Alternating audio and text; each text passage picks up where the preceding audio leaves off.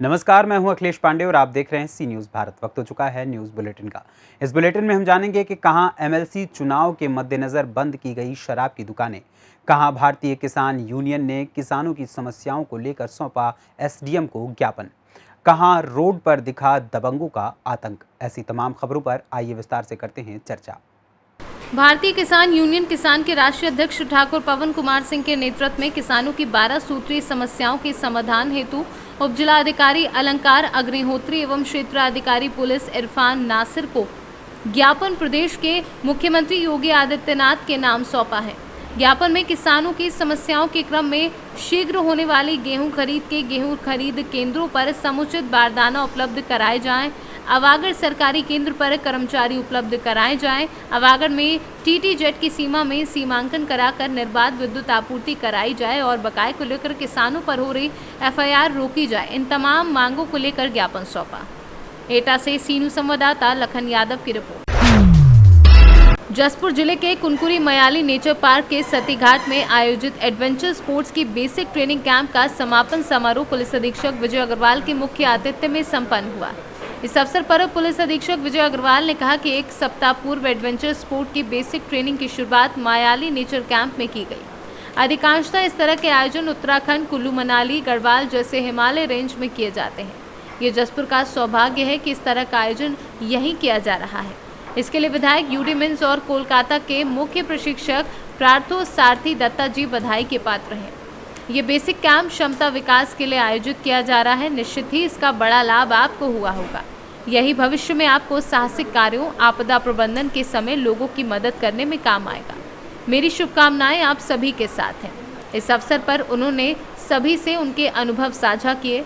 Adventure sports की basic training के समापन के अवसर पर सभी को empowerment of tribal and rural organisation द्वारा शॉल, श्रीफल, मोमेंटो भेंट कर सम्मानित किया गया।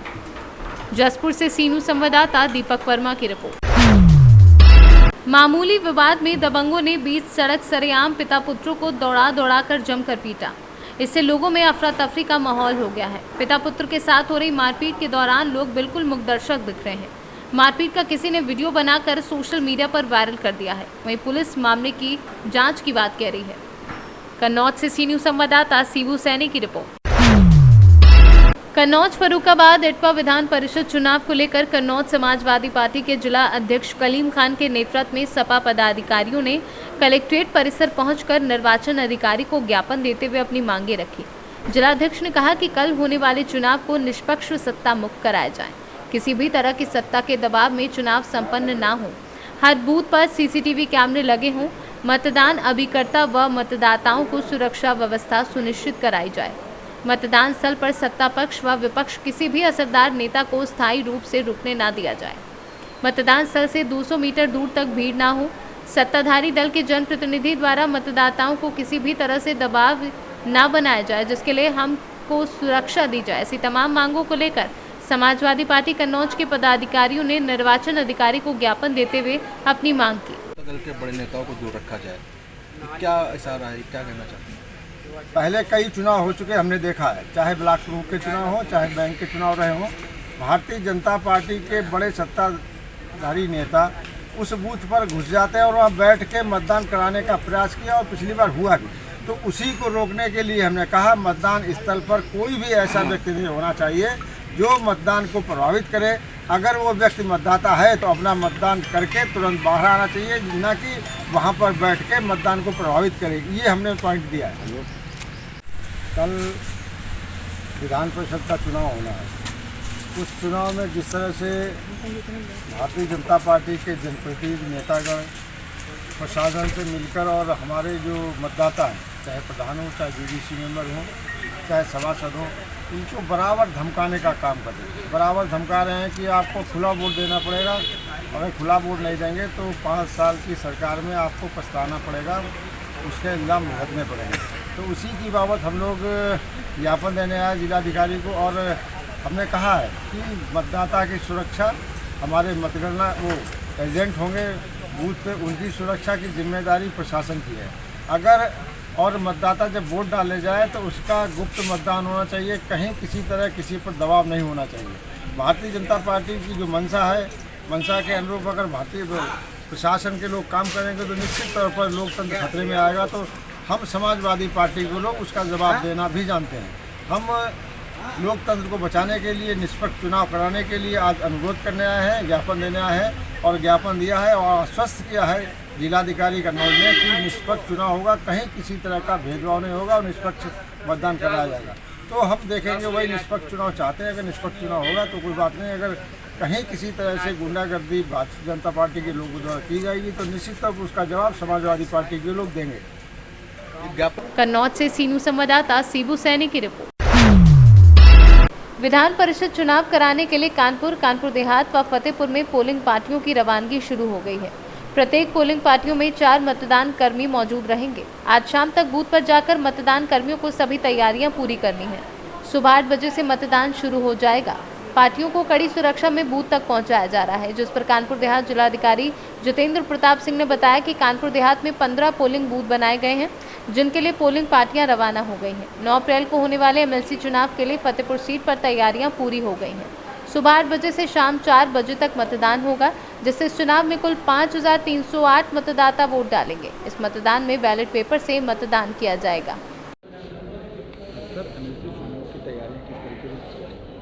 फतेहपुर जो एमएलसी कंस्टिट्यूएंसी है उसमें कानपुर देहात, नगर और फतेहपुर जनपद है। उसी क्रम में 15 हमारे पोलिंग बूथ हैं, जिसमें पोलिंग पार्टीज़ लगभग तैयार हो गई हैं जो जाएंगी।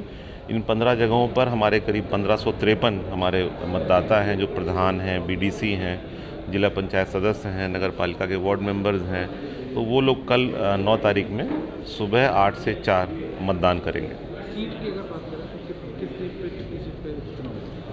एक ही सीट है, 3 जनपदों को मिलाकर एमएलसी निर्वाचन क्षेत्र में एक सीट है, जिसमें कि 2 प्रत्याशी इस समय हैं, एक भारतीय जनता पार्टी से और एक समाजवादी पार्टी से, कुल 2 प्रत्याशी। बिल्कुल सभी 15 बूथों पे प्रत्येक पे हाफ सेक्शन सेंट्रल फोर्सेस रहेंगी, जो पहली बार हुआ है। और 15 हमारे बूथ हैं, सभी जगह हमारे सुरक्षा बल सीएपीएफ के और प्लस बाहरी कॉर्डन में पुलिस के और पीएसी के जवान रहेंगे। सभी बूथों पर स्टैटिक मजिस्ट्रेट की ड्यूटी लगाई गई है और सारी तैयारियां पूर्ण कर ली गई हैं। हाँ, ये प्रयास है कि शांतिपूर्ण हो और सुव्यवस्थित हो, सकुशल हो। कानपुर देहात से सीनू संवाददाता दीपक श्रीवास्तव की रिपोर्ट। एटा के जुलेसर तहसील क्षेत्र में गेहूं की खड़ी फसल में लगी आग। देखते ही देखते आग ने लिया विकराल रूप। अज्ञात कारणों से खेत में खड़ी फसल में लगी आग। करीब 60 बीघा खेत में खड़ी गेहूं की फसल जलकर राख हो गई है। वहीं किसानों का लाखों रुपए का नुकसान हुआ है। पीड़ित किसान ने जिला प्रशासन से मदद की गुहार लगाई है। तभी काम हो पाएगा। दो को बताओ, अपने पिताजी का नाम बताओ। यादली। उनके पिताजी का नाम क्या है? सनफ अकबर खां। आपका कितना भी खेत है यहाँ पर? 24 बीघा खेत। इनका 24 बीघा खेत का यहाँ पर जलकर राख हो चुका है और बता रहे हैं कि आग इससे पहले भी लगी थी। हाँ, 2 घंटे पहले। इससे 2 घंटे पहले आग लगी थी और ये बता रहे हैं कि तब पहले भी कंट्रोल की थी, अब दोबारा में कंट्रोल नहीं हुआ। यहाँ के हजारों बीघा जमीन जलकर राख हो गई है। जी मेरा अंगूरी नाम है। अंगूरी नाम है। आपके पति का नाम क्या है? अमर सिंह नाम। अमर सिंह नाम है। गांव हसनगढ़। हाँ, गांव हसनगढ़ है। इनकी कितना बीघा खेत आपका है जी? क्या बीघा क्या? आपका कितना खेत है? अरे यहाँ पर हजारों बीघा जमीन जलकर राख हो गई। आप स्वयं देख सकते हो। आप देखो, ये ट्रैक्टर चला रहे हैं, इस खेत के माल के स्वयं खड़े हैं। तो जी आग कैसे लगी है? ये बता रहे हैं कि बिजली के कारण यहाँ आग लगी है। पुलिस प्रशासन भी आ चुका है, सारे लोग तैयारियां में लगे हैं, पर आग नहीं काबू में आ रही है अभी। आप देख सकते हो स्वयं।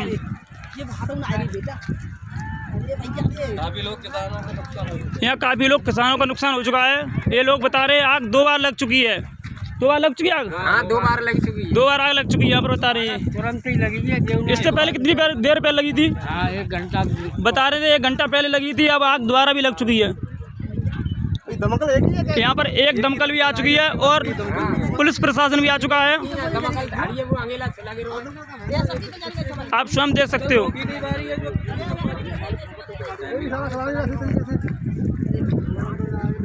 सर, आपको कितने बजे कॉल मिली थी? कितने बजे सर? सर कितने बजे कॉल मिली थी आपको? यहाँ से आपको सूचना कितने बजे मिली थी? सर ये सूचना की जल्दी पहले आग बुझाओ। सर बता रहे लोग इनको सूचना मिली थी, तत्काल में यहाँ पर आए थे। बहुत सारे लोग बचाने में लगे हैं, आप देख सकते हो इस बात को।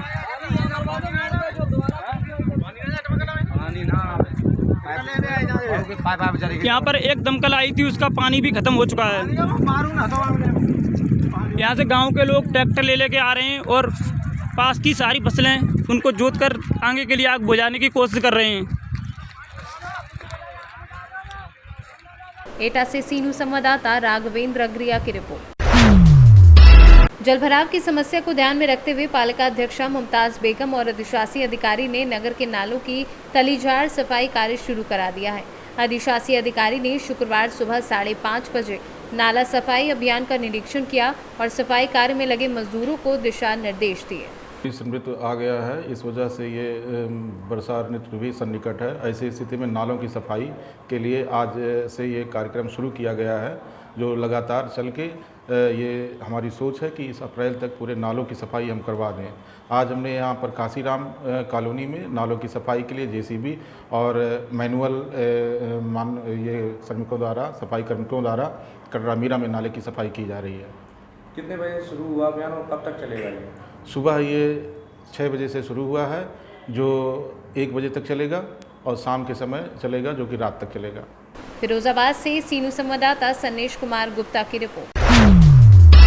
देश के सीमावर्ती प्रदेश लद्दाख की पुलिस द्वारा लद्दाख में पर्यटन सीजन में आने वाले यातायात संबंधी समस्याओं से निपटने एवं लद्दाख पुलिस कर्मियों को यातायात के गुण सिखाने के लिए इंदौर ट्रैफिक पुलिसकर्मी रंजीत सिंह लद्दाख गए थे, जो आज इंदौर लौटे हैं।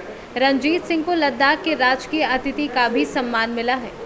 गौरतलब है कि इंदौर में ट्रैफिक को संभालने में अपनी अलग पहचान रखने वाले पुलिसकर्मी रंजीत सिंह को लद्दाख यातायात पुलिस अधीक्षक मोहम्मद रफ़ी कौरी द्वारा पुलिस कमिश्नर इंदौर शहर हरि नारायण चारी मिश्रा को आधिकारिक पत्र लिखकर यातायात पुलिसकर्मी रंजीत सिंह को 5 दिनों के लिए लद्दाख बुलाया था, जहां रंजीत सिंह के द्वारा लद्दाख पहुंचकर लद्दाख पुलिसकर्मियों को 5 दिवस की यातायात संबंधी ट्रेनिंग दी गई थी। रंजीत भैया, कैसा एक्सपीरियंस रहा? लद्दाख का एक प्राउड मोमेंट है इंदौर शहर के लिए, कैसा एक्सपीरियंस रहा? डेफिनेटली बहुत प्राउड मोमेंट है, बहुत सम्मान मिला।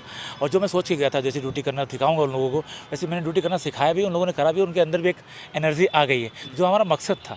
ये तो मध्य प्रदेश पुलिस का नाम रोशन हुआ है, कहीं ना कहीं इंदौर पुलिस का नाम रोशन हुआ, और कहीं ना कहीं प्राउड मोमेंट है हम सबके लिए, क्योंकि मेरे को वहाँ पर राजकीय अतिथि घोषित किया गया, जो लेटर दिया गया मुझे, उससे कहीं ना कहीं मेरे अंदर के एक एनर्जी भी बूस्ट हुई है और अच्छा काम करने की एक और प्रेरणा मुझे मिली है वहाँ पर।